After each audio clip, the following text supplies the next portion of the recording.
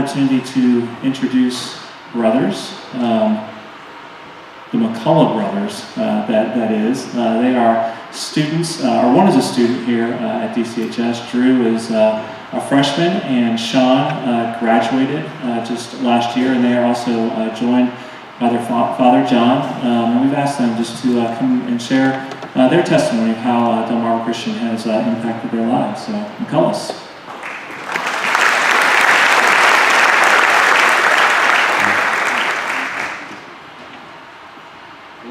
Good evening, everyone. My name is Drew McCullough. I'm a freshman here at DCHS, and even in my 1 month in being here, I've already seen two important things that really stand out to me.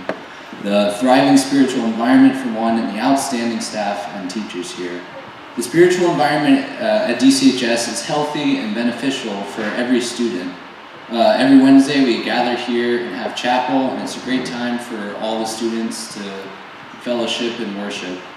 But even beyond chapel, the spiritual environment is carried from in here right into the classroom. Teachers are great at teaching the material that they do, but they're also amazing at integrating God with everything they do. There will be ups and downs for me, but the teachers will always be there to help me through it. I actually just asked my pastor to pray for me, and he didn't hesitate to help. And Mr. Bonhoff, the principal, saw me walking down in the hallway and asked to pray for me to help me with this speech. So because of the fantastic spiritual environment here and the overall quality of my teachers, I consider it a blessing and a great honor to be able to attend Delmarva Christian High School. Thank you.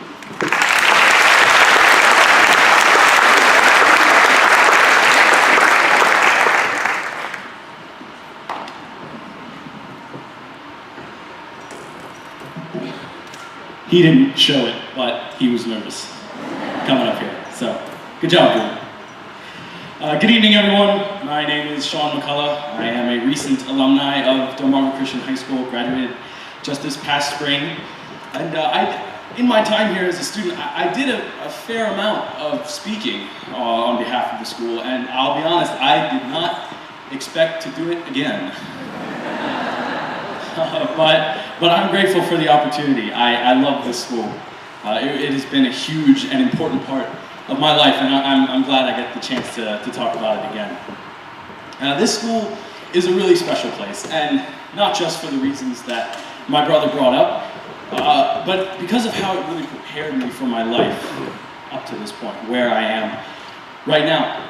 And not just for college, although it has been a huge help for that, but not just for college, but also preparing me to be able to stand strong in my faith in a dark world that is growing darker.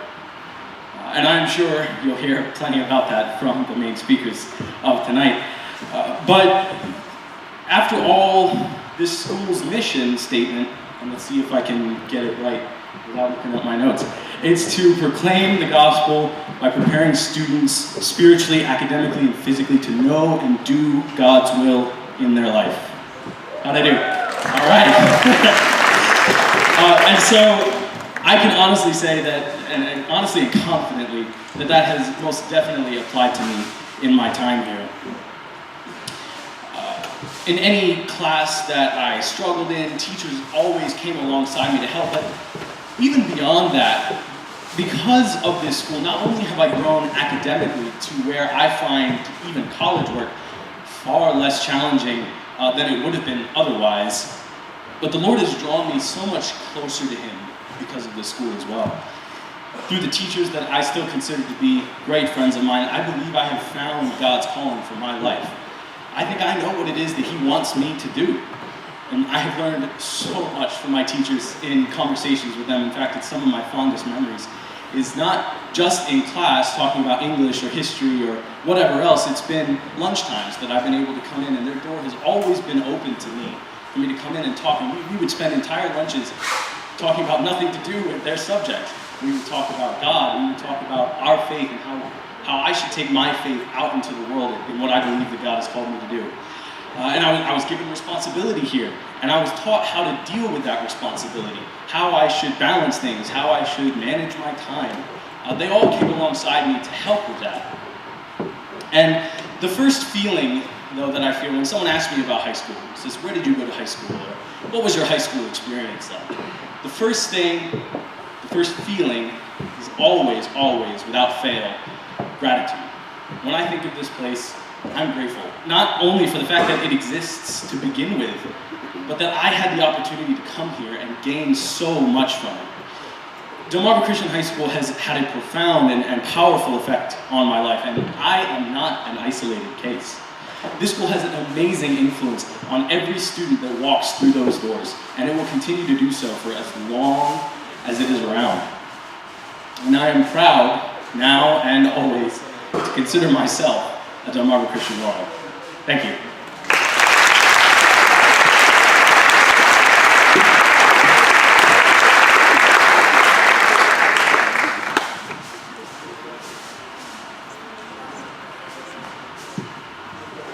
Yeah, they use electronics. I still use the old-fashioned cheat sheet.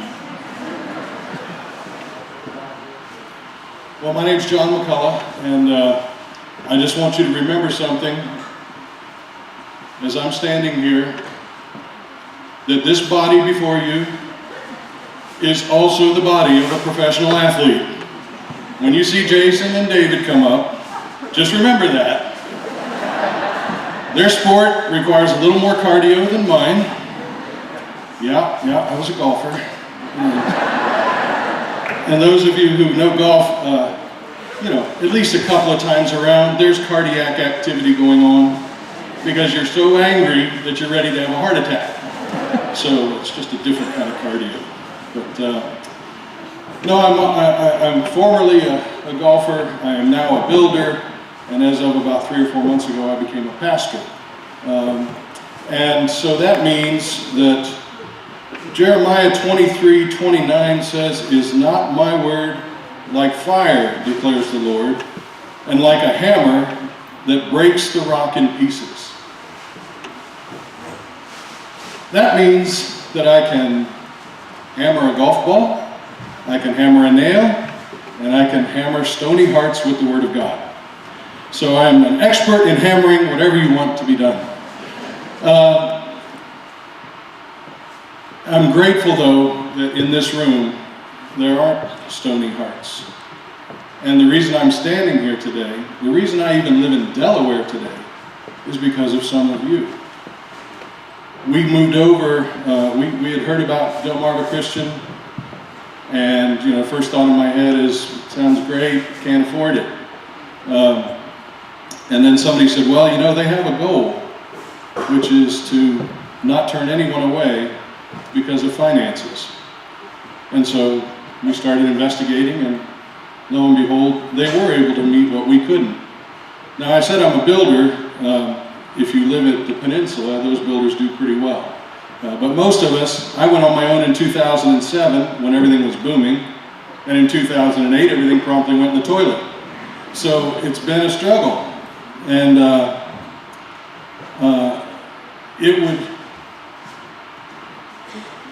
we lived in Maryland. It was a 50-minute drive for my wife to get over here to get the kids to school. We were going to church in Harrington. And it's okay to come across to Delaware once or twice a week for church. It's really hard, 45, 50 minutes one way to get the kids to school every day. And because Delmarva Christian opened up the opportunity for us, we felt strongly enough about it that we now live in Delaware, we live in Bridgeville. And so it's hard for me to express the gratitude that I feel. You've now met 2 of my sons. We have 2 more kids that are younger, so we hope to be walking these halls for a long time to come.